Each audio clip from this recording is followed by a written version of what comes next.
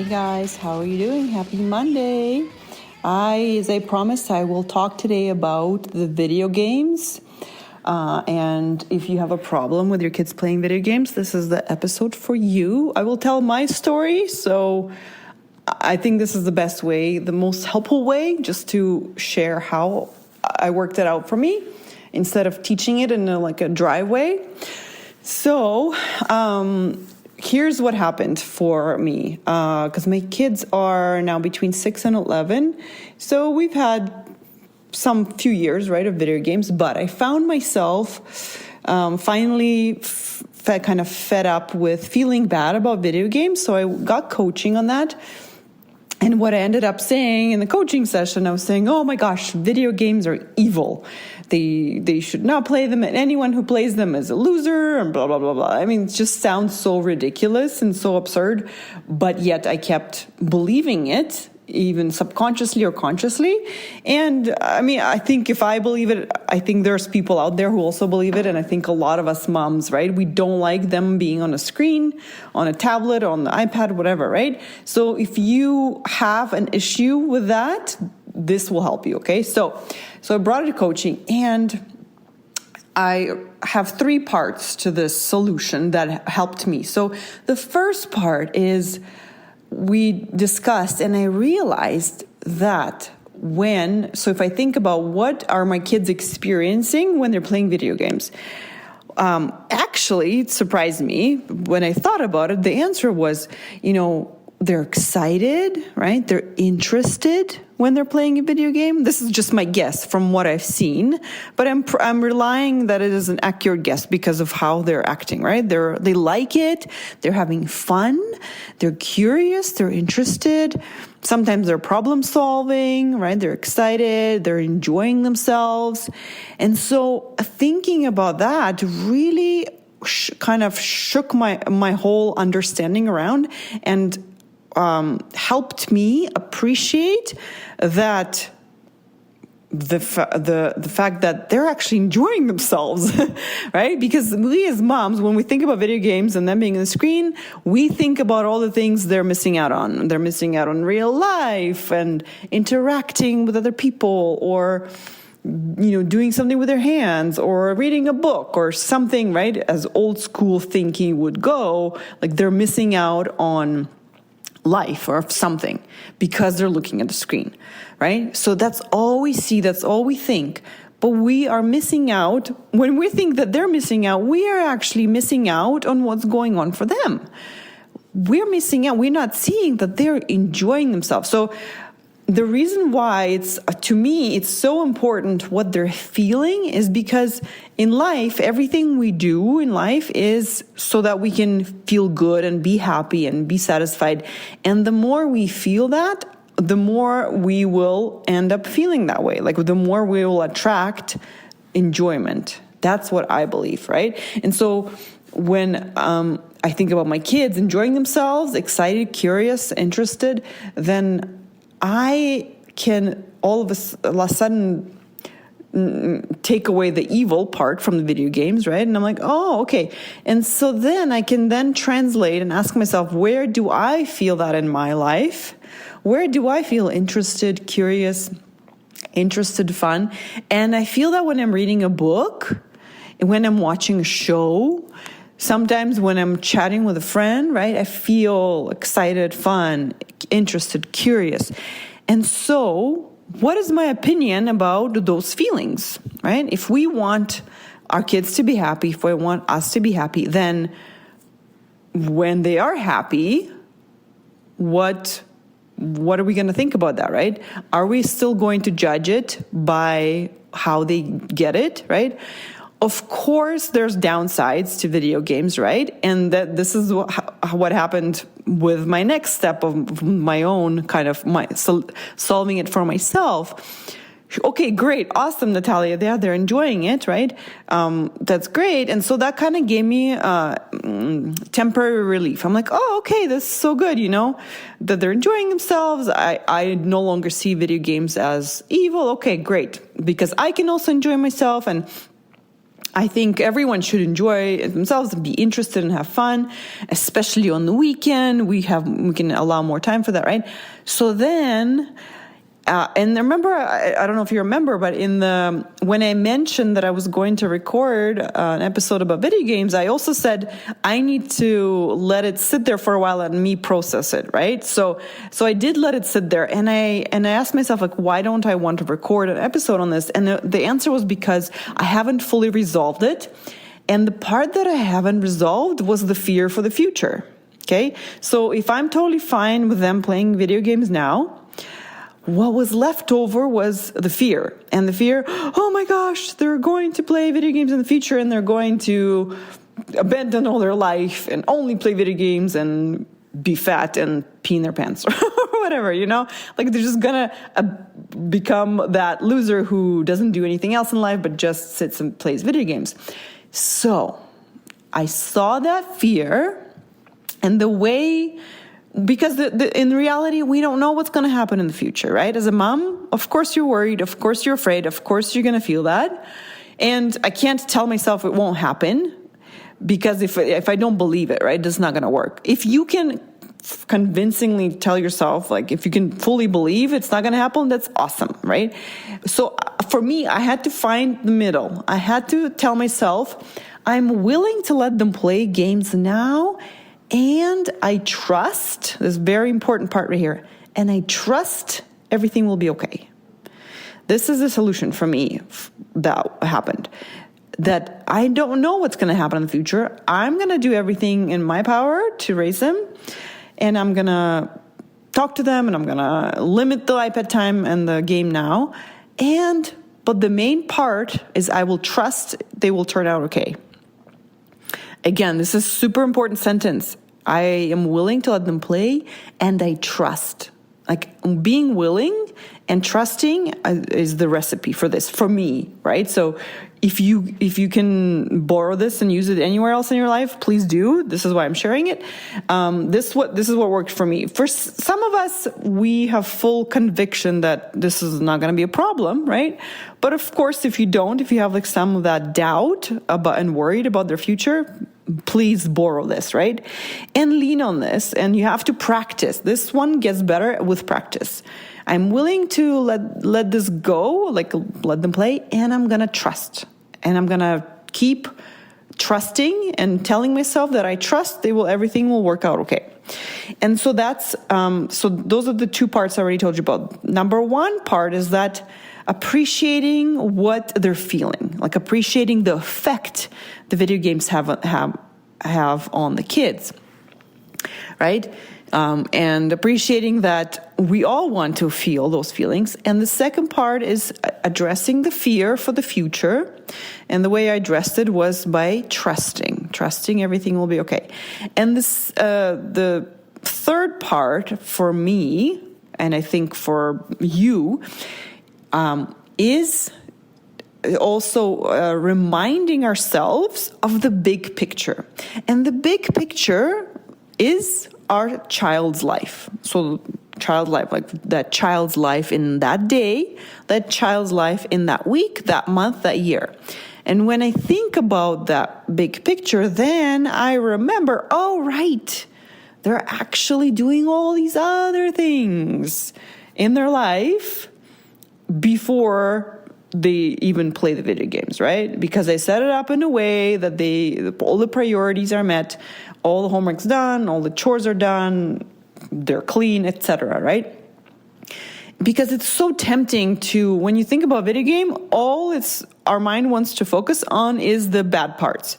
They're on the screen, they're not looking at their friend, they're mesmerized, they're not moving their body, right? Like it's so easy and it's so practiced that we only focus on the bad things. And we completely forget all the other things that a child does in that day, that week, and that month, right? But if we look at the whole picture, then you will be able to not think of the video games as so evil, right? You will remember that things are not so bad, actually, that you can actually enjoy thinking about your son playing video games and not feel like everything is terrible, right? You'll remember that he's doing everything you think is important for him to do, that you're raising him to do, the homework, the chores, the sleeping, the hygiene, like the talking with you and the dinner together, right? Everything that you are wanting him to do, he's already doing, right? Remember that, or he's doing his best, right? So keeping that big picture in mind will help you to not get stuck on thinking that video games are evil and not feel like everything is terrible, right? Because it's so easy when we think about video games, for me, it was to just focus on that, on all the negative things that in my mind things that video games do. Like the kids are not moving, they're not interacting, they're missing out on life. Like it was just zooming in on that and missing out on all the other things that the kid is doing, right? So just to review, the three things that help me is appreciating what the child is feeling, right? Because what the child is feeling is very important, because what we do in life, everything we do so that it feels good, right? We're not going to do something because it feels bad. We're actually avoid things that feel bad, right? And we do things that feel good, that add to our life, right? So it's very important to remember that. For me, it gave me perspective on, oh, my child's actually enjoying himself. Because before I didn't want to see that. I just was so stuck on the negative of the video games. I just said, no, they're bad. They should not play them. And so the second thing is addressing the fear, trusting that everything will work out okay, right? Whatever that, if it works for you to feel certain that everything will work out, right? Then you don't have to trust. You can just believe everything will be fine, right? That's another way, be just certainty. I love certainty. If I can feel it, then I always would choose certainty. But we don't know what's going to happen. For me, I don't believe that right now. I just don't know what will happen in the future. So I'm choosing to trust my kids smart enough, and we're doing all our best to set them up for the best future, right? So trusting is number 2. And number 3 is seeing the big picture. Remember all the other things your kid's doing. And so then it might be easier for you to allow and just enjoy yourself when they're on their iPads or video games, right? So those 3 things worked for me. And this is why I'm sharing this problem with you, because the way I'm solving problems right now, and when I say problem is, for me, it's something that doesn't feel good. So it might not, I didn't actually have any physical problem or any kind of obvious problem, like you would look in my life and see it. You could actually not see it because it was inside of me and the feeling was bad, right? So whenever I feel something that doesn't feel good, I'm on right away, notice it. As soon as I notice it, I set up on the mission to solve for that, to make it feel better. Because I believe that we can make all of our life's pieces feel good, feel happy. I can feel prouder about myself. I can feel excited and hopeful for the future. And addressing those is kind of my passion. So this is why I love taking these small little problems, feeling bad problems, and solving them for myself and then sharing them with you, because I'm so convinced that if I'm having these thoughts, I'm sure there's so many of you that are having similar or the same thoughts and the same feelings, most importantly. It does not feel good to feel like your kid's missing out on life. It does not feel good to think that video games are evil and you must kind of get rid of them, right? And yet you allow them to play them because they love them, blah, blah, blah, right? So I keep solving mine one by one and getting them to feel good and sorted and kind of feeling good. And then I share them with you as they come along so that you can also benefit from this kind of like problem solving process.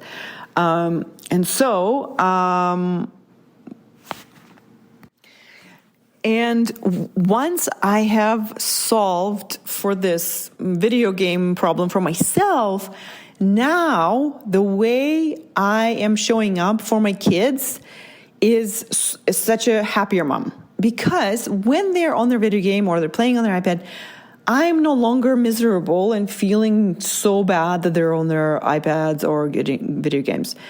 I used to kind of try to enjoy myself. Like I would have my own time. Like this is a free time for my husband and I when they're doing that, right? So we love that, right? We have a busy household, 4 kids. So when it's quiet in the house, we want to enjoy ourselves. We want to have a break. And I used to try to do that. I would watch a show or read a book or have a coffee or whatever, but I was not fully enjoying it. I was kind of feeling icky, like it was kind of in the subconscious of mine, right? That like I'm being a bad parent and I'm letting them play so long, blah, blah, blah. So I was not fully enjoying it. Now that I've sorted everything out and I'm at peace with my decision to let them watch it, I am enjoying myself so much more doing whatever I'm doing. I can be even sometimes just cleaning up the kitchen while they're doing it. And I feel happy. I feel I'm enjoying myself. I have my coffee, whatever. And once they're off of it, I am not as miserable as I used to be, right? I am more aligned with my decision to let them watch it. I'm more happy. I remember the big picture of what they're doing, right? I trust that everything will be okay. And I also am happy that they enjoyed themselves. And I'm happy that I did the work on myself so that I can let them enjoy it and so that I can also enjoy myself, right? So I'm basically making myself less miserable, more happy, and therefore I can allow them to be more happy, right? And so now I'm less paranoid. Like if they play a little bit longer, I'm totally fine with it. I'm actually sometimes happy. I'm like, I'm so happy. I feel good enough to let them enjoy themselves a little bit longer, right? And that helps me to the thinking of the big picture allows me to do that. I'm like, it's fine. Another 10 minutes, another half an hour. It's totally fine. The whole week they worked so hard. They did the dishes. They're such good boys, right? I'm like seeing and appreciating all of it. And therefore, I feel good about them playing video games. So I want the same for you. So if you have any other objections that your mind came up with about the video games, bring them to me. I can help you solve them. I solved my own, but I'm happy to solve more. And it's not going to be, I'm not going to come up with an answer to your objection. It will be you who has to find your answer to your own objections. And by objection, I mean, something that still believes that they're evil. And so then I'll just help you find your own answers, okay?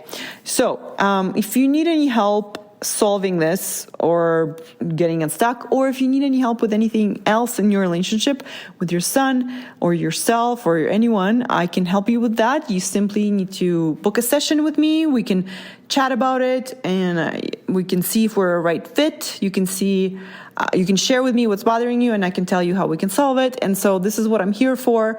I love just helping people feel better and then being just happier in their relationships. So you can just go to my website, it's www.coachingnatalia.com, and sign up for a free session.